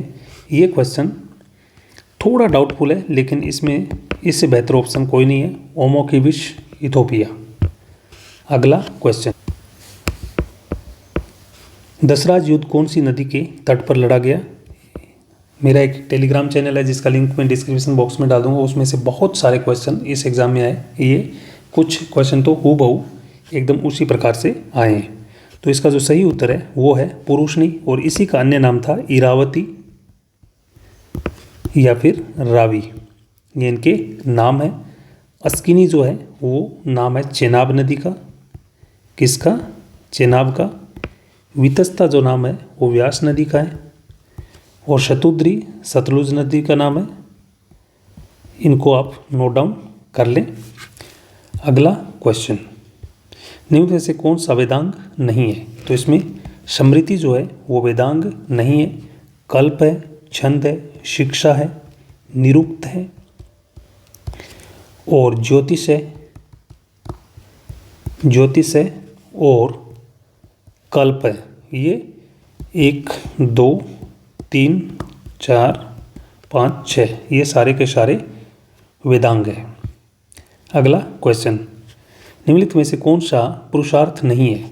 तो धर्म, अर्थ, काम और मोक्ष होता है, तो ध्यान कर दिया धर्म की जगह, इसलिए पुरुषार्थ नहीं है। अगला क्वेश्चन, घोड़े की हड्डियों के अवशेष किस सैंधव स्थल से मिले? सुरकोटरा। सुरकोटड़ा जो है वो गुजरात में एक स्थल है, वहाँ से घोड़े की अस्थियाँ मिले। कालीबंगा से अग्नि वेदिकाएँ मिली है, क्या मिली है? अग्नि वेदिकाएँ। जूते हुए खेत, जूते हुए खेत मिले हैं। और मिश्रित कृषि के साक्ष्य मिले, मिश्रित कृषि। धोलावीरा जो है वहाँ से बता चुके हैं कि साइन बोर्ड मिला, वहाँ से जलाशय के साइन मिले, टाउन के 3 स्तर मिले और एक स्टेडियम मिला है। और लोथल यहाँ से गोदीवाड़ा मिला है, क्या? गोदीवाड़ा यानी बंदरगाह। अगला क्वेश्चन, तो ये सारी चीज़ें। अगला क्वेश्चन, इसको आप पेपर सोल्यूशन न कह करके अगले एग्ज़ाम की तैयारी कहते हैं। कभी भी आप पुराने पेपर का सोल्यूशन करते हैं तो पेन कॉपी अपने पास रखें और इस प्रकार से आप हर एक क्वेश्चन के पूरे फैक्ट्स को लिखते रहिए। सफलता के लिए आपको ऐसी मेहनत करनी है जो अन्यों से, जो और आपके कंपटीटर हैं उनसे आप ज़्यादा करते हैं, तभी आप सफल हो पाते हैं। क्वेश्चन नंबर 85, वैदिक काल में निम्न में से कौन सा वरिष्ठों का निकाय था? वरिष्ठों का निकाय जो होता है वो आपका सभा ही होगा, क्योंकि विदत सबसे पुरानी संस्था है। समिति, ये इसमें लगभग साम्राज्य के सभी जो प्रजा थी हिस्सा थे, और इसमें स्त्रियां नहीं होती समिति में, और ये राजा का निर्वाचन करना, राजा को हटाना, ये सारे काम समिति करती थी। विदत जो है, जो लूट का धन बांटने का काम करती थी, और गण, ये सारे सब। लेकिन सभा इसमें वरिष्ठों का निकाय था, जो एक प्रकार की मंत्री परिषद थी। क्या थी? मंत्री परिषद, जो राजा को सलाह देती थी। अगला क्वेश्चन, हड़प्पा सभ्यता से संबंधित कौन सा स्थान बलूचिस्तान में स्थित है? तो इसका जो सही उत्तर है वो है सुतका कोह। हड़प्पा सभ्यता से बहुत सारे क्वेश्चन आए और ठीक क्वेश्चन है। किन पुराणों में 16वीं शताब्दी तक के राजवंशों के राजनीतिक इतिहास की चर्चा की गई है? तो इसका जो सही उत्तर होगा वो है, ये हो सकता है लेकिन इसको मैं डाउटफुल में ही अभी रखूंगा। अगला क्वेश्चन 88, निम्नलिखित राज्यों में से कौन से राज्य में नवपाषाण स्थल बुर्जहोम स्थित है? Very simple, Kashmir. यहाँ से आपको जो मेगालिथ यानी महापाषाण संस्कृति मिली है। क्या इसको? महापाषाण संस्कृति और गर्त आवास मिले हैं, गर्त आवास, जो कि जमीन में खोदकर बनाए गए हैं। अगला क्वेश्चन, उस स्थान का नाम बताएं जहां गौतम बुद्ध की मृत्यु हुई थी। तो ये है कुशीनारा या कुशीनगर। क्या? कुशीनगर। यहाँ शुक्र मांस खाने से उनकी तबीयत खराब हो गई थी और मृत्यु हो गई, ऐसा बताया गया। और लुम्बिनी वन, जहाँ पर रुमिनदेई अभिलेख है, जिसको कि आर्थिक अभिलेख भी कहते हैं अशोक का, रुमिनदेई। लुम्बिनी वन का अलग नाम क्या है? दूसरा रुमिनदेई। रुमिनदेई, यहाँ पर इनका क्या होता है? जन्म होता है। किनका? महात्मा बुद्ध का। पावापुरी, यहाँ पर मृत्यु होती है महावीर की। मृत्यु किसकी होती है? महावीर की। और इनका जो जन्म होता है महावीर का, वो होता है वैशाली में। महावीर का जो संबंध था वो जात्रक वंश से था। अगला क्वेश्चन, निम्नलिखित में से किस शासक ने जनजातीय लोगों के साथ गौतम बुद्ध की भस्म के एक भाग को प्राप्त किया? तो इसका जो सही उत्तर है वो है अजात शत्रु। अगला क्वेश्चन, मगध की सबसे प्रारंभिक राजधानी कौन सी थी? इसका जो सही उत्तर है वो है गिरिवर्च। इसी को राजगृह, क्या बोलते हैं? राजगृह या राजगाह भी बोला जाता है, यानी राजाओं का घर। क्या? राजाओं का घर। और इसके बाद में पाटलिपुत्र राजधानी जो बनाता है, उदयन बनाता है इसको पाटलिपुत्र राजधानी। अगला क्वेश्चन, निम्नलिखित में से कौन सा जैन धर्म के त्रिरत्नों में नहीं है? तो इसका जो सही उत्तर है वो है सम्यक संकल्प नहीं है, सम्यक दर्शन, सम्यक ज्ञान, सम्यक चरित्र है। इसको सम्यक आचरण भी कई जगह लिखा होता है। और बुद्ध धर्म के अगर त्रिरत्न आप बौद्ध धर्म के देखें तो बौद्ध धर्म के जो त्रिरत्न हैं वो कौन से हैं? बुद्ध, धम्म या धर्म, क्योंकि प्राकृत में धर्म को ही धम्म बोलते हैं, और संघ, ये तीन है। और इन चीज़ों तीनों का उल्लेख जो किया गया है बहाब्रू शिलालेख, जो कि बैराठ राजस्थान में उल्लेख किया गया है। अगला क्वेश्चन, निम्नलिखित में से किस सुल्तान ने खलीफा से अधिष्ठापन प्राप्त नहीं किया? तो इसका जो सही उत्तर है वो है मुबारक शाह खिलजी। अगला क्वेश्चन, विजयनगर शासकों ने न्याय के लिए 4 प्रकार के न्यायालय गठित किए, निम्नलिखित में से सर्वोच्च न्यायालय कौन सा था? इसका जो सही उत्तर है वो है शास्त्रीता। जो शास्त्रीता है वो सर्वोच्च न्यायालय था। इसको आप राजा का न्यायालय भी कह सकते हैं, राजा का न्यायालय। अगला क्वेश्चन, कौन सा अधिकारी अलाउद्दीन खिलजी की बाजार नियंत्रण नीति से संबंधित नहीं था? तो इसका जो सही उत्तर है वो है मुशर्रफ मुमालिक नहीं था। बाकी देखो, दीवान रियासत जो है ये मंत्रालय था, राजस्व मंत्रालय। और इसका जो अलाउद्दीन खिलजी ने अध्यक्ष बनाया था वो था मलिक याकूब, मलिक याकूब। और बाजार नियंत्रण की सबसे बड़ी संस्था थी ये सुल्तान के बाद में सराय अदल, ये वस्त्र का बाजार था, वस्त्र बाजार। और शहना मंडी जो था वो बाजार का मुख्य था, यह बाजार को नियंत्रित करता था, बाजार का मुख्य अधिकारी कह सकते हैं आप, अधिकारी। और ये किसको बनाया था अलाउद्दीन खिलजी ने? मलिक कबूल को। ये चीज़ें आप नोट कर लें, मलिक कबूल को इसने बनाया था बाजार का अधिकारी।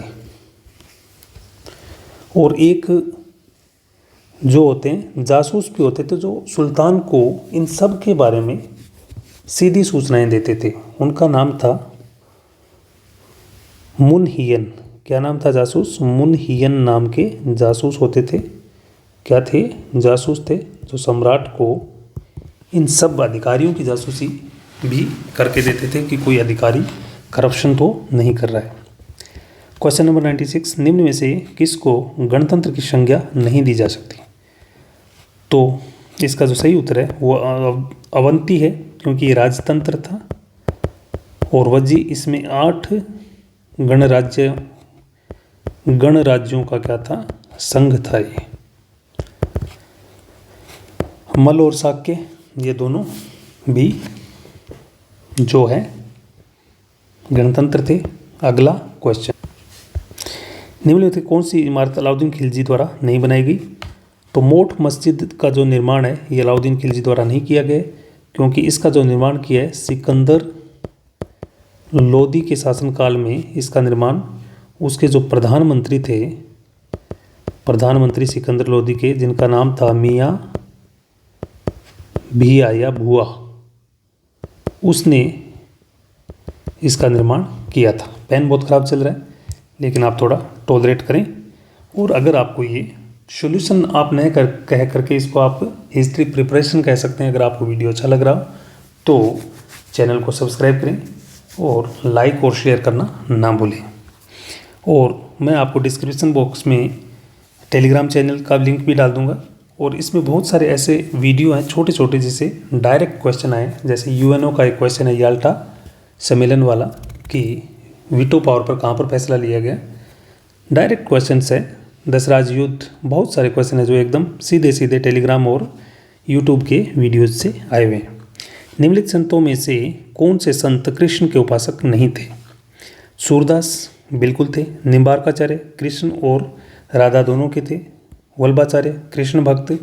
रामानंद जो थे वो राम भक्त थे। क्या थे? राम भक्त। अगला क्वेश्चन, तो इसका जो सही उत्तर है रामानंद।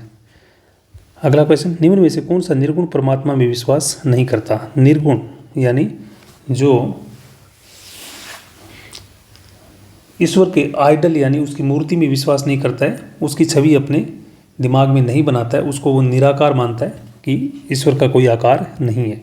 तो नानक तो निराकार मानते थे, निर्गुण थे। दादू भी निर्गुण थे। कबीर भी निर्गुण है। लेकिन मीरा गए तो सगुण थी। ये तो कृष्ण को अपना पति मान चुकी थी, है ना, और कृष्ण की मूर्ति की ये पूजा करती थी।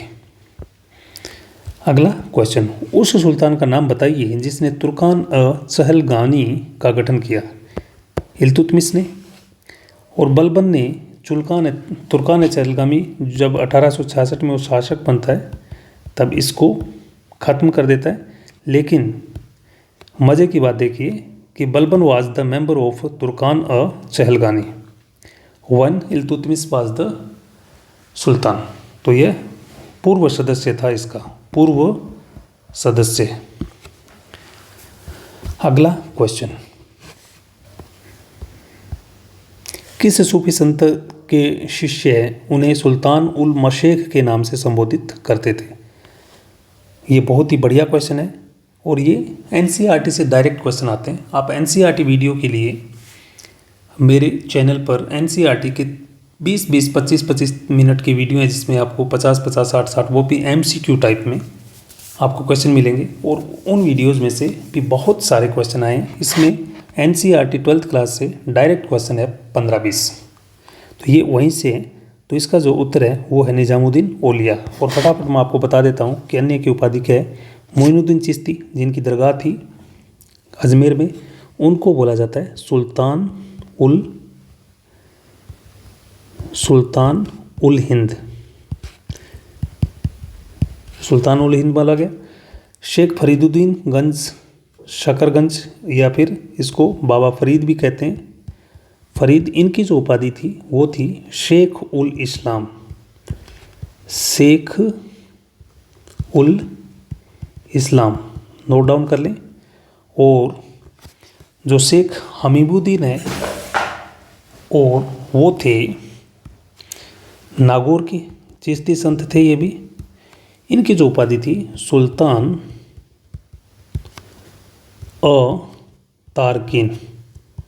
तारिकिन बोला जाता था क्योंकि बहुत ज़्यादा दयालु थे। अगला क्वेश्चन, यूरोपीय व्यापारिक कंपनियों का भारत आगमन का क्रम। ये टेलीग्राम में दिया हुआ मेरा क्वेश्चन, सिंपल क्वेश्चन है, पूरा समझाया हुआ भी है। और इसमें ये सही है ऑप्शन नंबर 2, पुर्तगाली, डच, फ्रेंच और अंग्रेज और फ्रेंच। सबसे पहले पुर्तगाली आए थे, तो पुर्तगाली से ही ये क्वेश्चन सोल्व हो गया। अगला क्वेश्चन, उन घटनाओं को चिन्हित कीजिए जो वॉरेन हेस्टिंग्स के काल में घटित हुई।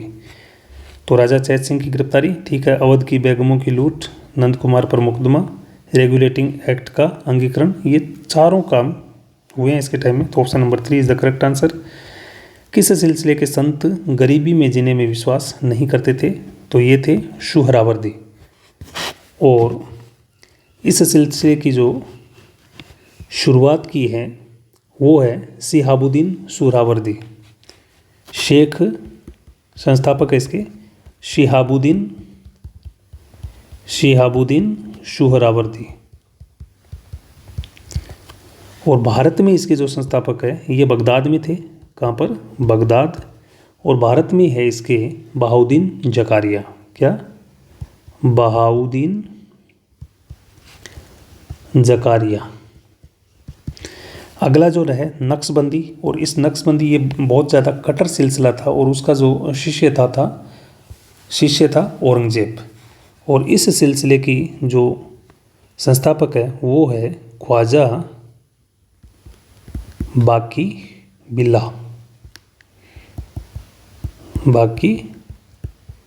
बिल्लाह।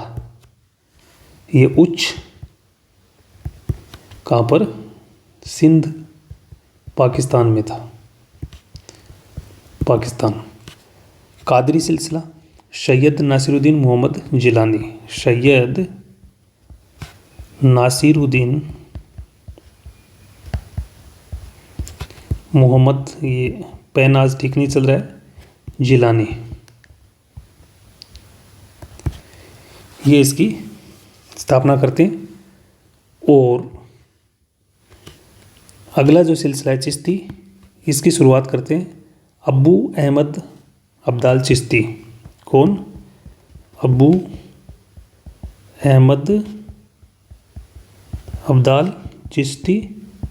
और भारत में इसकी जो स्थापना करते हैं वो शेख मोइनुद्दीन हसन चिश्ती। मोइनुद्दीन हसन चिश्ती, जो कि गरीब नवाज के नाम से फेमस है, और सुल्तान उल हिंद भी बोला जाता है। अजमेर में इन्होंने सिलसिले की स्थापना की थी। और मोहम्मद गौरी ने जब पृथ्वीराज चौहान को 1192 में हराया था तराइन के द्वितीय युद्ध में, तब वो भारत आए थे। अगला क्वेश्चन, तो ये सिलसिलों वाले पॉइंट्स नोट डाउन कर सकते हैं। अगला क्वेश्चन नंबर 105, निम्नलिखित में से कौन सा स्थान ब्रिटिश ईस्ट इंडिया कंपनी के ने चार्ल्स द्वितीय से किराए पर प्राप्त किया? Very simple question, now and then पूछा जाता है। बम्बई, क्योंकि 1961 में जो चार्ल्स द्वितीय की शादी होती है पुर्तगाली राजा की पुत्री कैथरीन, 1900 नहीं, ये बात है 1661 की, तो किससे होती है? पुर्तगाली राजकुमारी कैथरीन ब्रिगेंजा से शादी होती है। उस शादी में दहेज में मिलता है, ब्रिगेंजा से शादी में दहेज में मिला था इनको। दहेज में क्या मिला? मुंबई मिला इनको। अगला क्वेश्चन, निम्नलिखित किस स्थान पर हैदर अली ने अंग्रेजों को परास्त किया? ये क्वेश्चन डिलीट होने की कगार पे जा सकता है। कारण इसका, क्योंकि शोलिंगर सितंबर 1781, इसमें तो हैदर अली की हार होती है। कालीकट सितंबर 1783, इस टाइम जो हैदर अली है वो 7 दिसंबर 1782 को मर जाता है हैदर अली, तो ये तो ऑप्शन कट ही गया।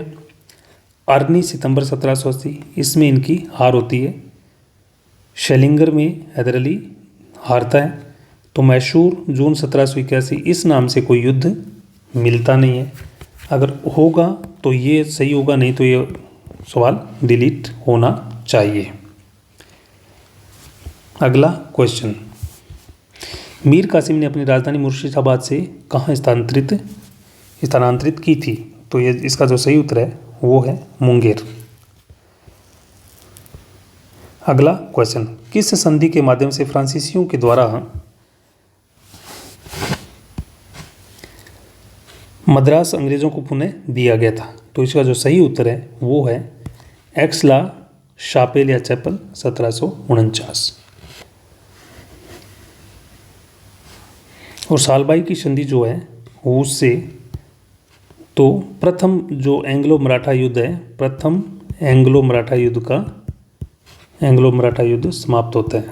युद्ध इस संधि से युद्ध समाप्त होता है।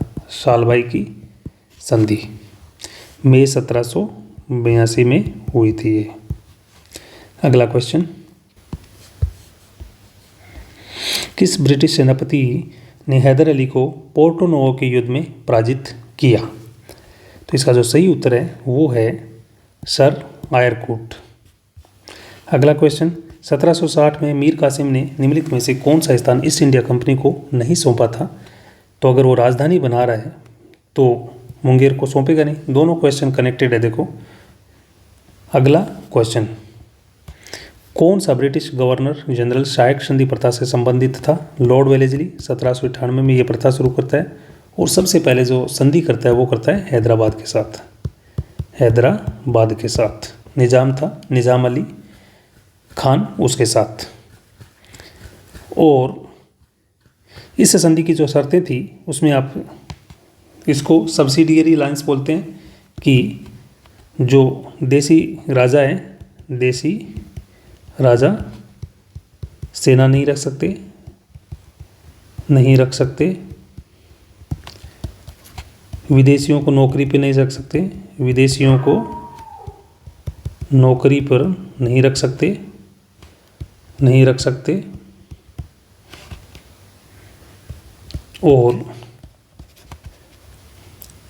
एक अंग्रेज टुकड़ी या सैनिक टुकड़ी को उसे अपने राज्य में रखना था और उसका खर्च उठाना था।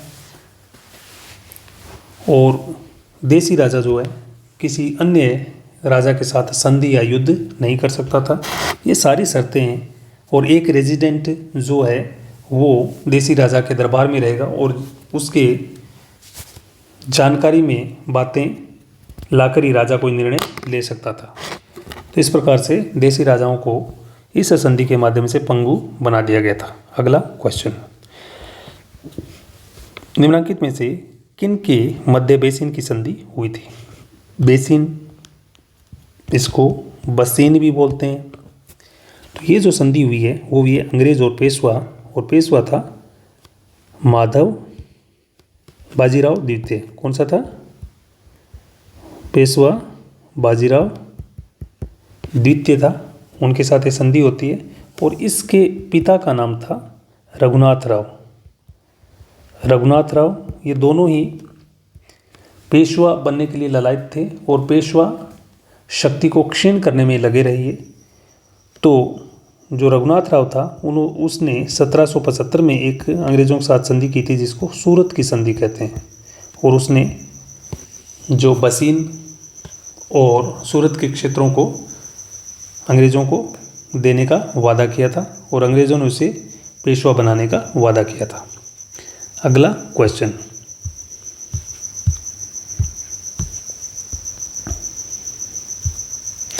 व्यापकगत सिद्धांत के तहत विलय की गई निम्नलिखित देशी रियासतों में से किसका विलय वर्ष त्रुटिपूर्ण है? तो इसमें देखते हैं कि संबलपुर जो है 1849, बघाट 1850। संबलपुर जो था वो ओडिशा में था, बघाट है वो एमपी में है, और झांसी 1853 ये भी एमपी में है। जैतपुर, संबलपुर और जैतपुर का एक साथ ही हुआ है, तो ये जैतपुर भी 1849 है। तो इसका मतलब इसका जो सही उत्तर है ऑप्शन नंबर 4 जैतपुर। और इसमें आप नोट कर सकते हैं कि नागपुर का जो विलय किया है 1854 में किया है, 1854। ये ठीक नहीं चल रहा है, आप देख लेना, 1854 में किया है। और एक और है छोटा उदयपुर जो कि एमपी में था, उसका भी विलय इस संधि के तहत किया गया था। अगला क्वेश्चन, संविधान सभा के स्थायी अध्यक्ष कौन थे? डॉक्टर राजेंद्र प्रसाद। और इनको संविधान सभा की दूसरी बैठक जो कि 11 दिसंबर 1946 को हुई थी बनाया गया था। इसमें संविधान सभा की दूसरी बैठक थी। और जो प्रथम बैठक हुई थी 9 दिसंबर 1946 को, उसमें के सच्चिदानंद सिन्हा को अस्थायी अध्यक्ष बनाया गया था। सिन्हा को अस्थायी अध्यक्ष बनाया गया था। अगला क्वेश्चन, ब्रिटिश भारत में केंद्रीय और प्रांतीय वित्त को पृथक करने की दिशा में प्रथम कदम किसने उठाया? तो ये नाम है लॉर्ड मेयो का। इसको वित्तीय विकेंद्रीकरण का जनक माना जाता है। कौन? वित्तीय विकेंद्रीकरण का जनक है ये लॉर्ड कॉर्नवालिस है। इसने भारत में जो प्रशासनिक व्यवस्था है उसको सुदृढ़ किया। तो प्रशासनिक व्यवस्था बनाने का काम जो लॉर्ड कॉर्नवालिस ने किया। स्थायी बंदोबस्त जो भूमिका था उसको इसने लागू किया। बंदोबस्त कब? 1893 में। लॉर्ड कॉर्नवालिस 1793 कब किया? 1793 में। लॉर्ड लिटन को जो है प्रतिक्रियावादी गवर्नर जनरल माना जाता है। ये भारतीयों के बहुत खिलाफ था। लॉर्ड मिंटो ये 1906 में था। तो इस प्रकार आपको ये याद होना चाहिए। रैयतवाड़ी भूमि बंदोबस्त का प्रवर्तक कौन था? तो इसका जो सही उत्तर है थॉमस मुनरो। और रैयतवाड़ी प्रथा जो है ये मद्रास और बॉम्बे प्रांत में लागू की गई। और स्थायी बंदोबस्त जो था रैयतवाड़ी का ये हो गया। स्थायी बंदोबस्त का आपको पहले बता दिया है, कॉर्नवालिस कॉर्नवालिस स्थायी बंदोबस्त, और महलवाड़ी जो थी महलवाड़ी व्यवस्था, ये पंजाब में थी, अवध में थी, और इसको लागू किया था कैप्टन मार्टिन बर्ड ने। किसने? मार्टिन बर्ड ने किया था। बर्ड। अगला क्वेश्चन, इनको आप नोट डाउन कर सकते हैं। भारतीय संविधान के किन अनुच्छेदों में स्वतंत्रता के अधिकार का प्रावधान है? तो इसका जो सही उत्तर है वो है अनुच्छेद 19 से 22, और 13 से 18 में जो है इसमें तो हमारे जो स्वतंत्रता के अधिकार ने होकर के जो समानता और कानून के समक्ष समानता, ये अधिकारों का जिक्र किया गया है। अगला क्वेश्चन, संविधान का कौन सा अनुच्छेद बलात् श्रम पर प्रतिबंध लगाता है? बहुत सिंपल क्वेश्चन है। तो आर्टिकल 23। आर्टिकल 14 जो है इक्वलिटी बिफोर लॉ, कि कानून जो लॉ के समक्ष इक्वलिटी बिफोर लॉ। पेन बहुत खराब चल रहा है। कि कानून के समक्ष जो है सब समान है। इसमें विभिन्न प्रकार की जैसे भाषण, वाचन, कहीं पर भी व्यवसाय करने की, कोई व्यवसाय करने की, घूमने की, ये जो आज़ादी थी सारी की सारी किसमें है? ये स्वतंत्रताएं इसमें हैं आर्टिकल 19 में। आर्टिकल 12 में डेफिनेशन ऑफ स्टेट है, यानी राज्य की परिभाषा है, और आर्टिकल 23 में ये चीज़ है। अब आता है क्वेश्चन नंबर 119। मिस्र में सूर्य देवता की पूजा किस नाम से की जाती थी? तो सही उत्तर है रे। अगला क्वेश्चन, निम्नलिखित में से कौन 1946 में कैबिनेट मिशन का सदस्य नहीं था? बहुत बढ़िया क्वेश्चन है, नाउ एंड देन आता रहता है। सर स्टेफर्ड क्रिप्स, जिसको जो कि क्रिप्स मिशन भी आया था, और यह उस टाइम अध्यक्ष था बोर्ड ऑफ ट्रेड का। किसका? Board of trade. इसका अध्यक्ष था मिस्टर अलेक्जेंडर। ये जो था पॉलिटिकल हेड था, सॉरी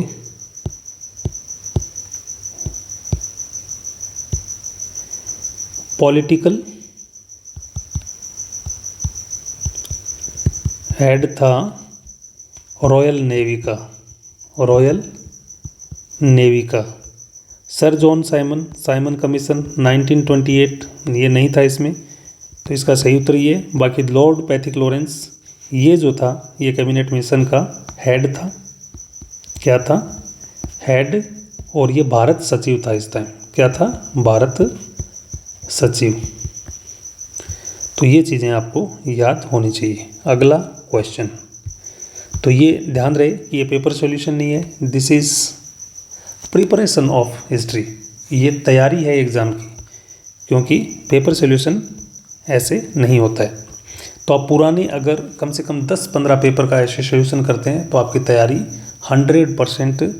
किताबें जो पढ़ते हैं आप वो एक बार पढ़ चुके हैं, तो रिवीजन करने के दौरान बीच में आप कम से कम 8-10 पेपर सॉल्यूशन करें। विद्यार्थियों के अधिगम के, तो इसी के साथ अब सारे जो 30 क्वेश्चन है वो सारे के सारे आपके अधिगम से रिलेटेड है, यानी इससे संबंधित नहीं है, हिस्ट्री से संबंधित। तो ये था आपका पेपर सॉल्यूशन। आपको अगर ये है पेपर सॉल्यूशन अगर यूज़फुल लगता है तो आप चैनल को सब्सक्राइब करें। आप चैनल को एक बार विजिट ज़रूर करें। आपको उसमें 12th क्लास की NCERT के जो है बड़े बड़े चैप्टर्स को आधे घंटे में बेहतरीन वीडियो बनाए गए हैं, और उनसे डायरेक्ट क्वेश्चन इन एग्ज़ाम्स में आते हैं, आप उनको देखें। बहुत सारे टॉपिक्स पर छोटे शॉर्ट वीडियो बनाए गए हैं, उनको भी देखें। और कमेंट बॉक्स में आप जिस टॉपिक पर वीडियो चाहते हैं आप उसको, मैं आपको उस पर वीडियो बना के दूंगा। अगर आपको कुछ भी यूज़फुल लगा है तो चैनल को सब्सक्राइब, लाइक, शेयर ज़रूर करें। Thanks a lot, thanks for watching.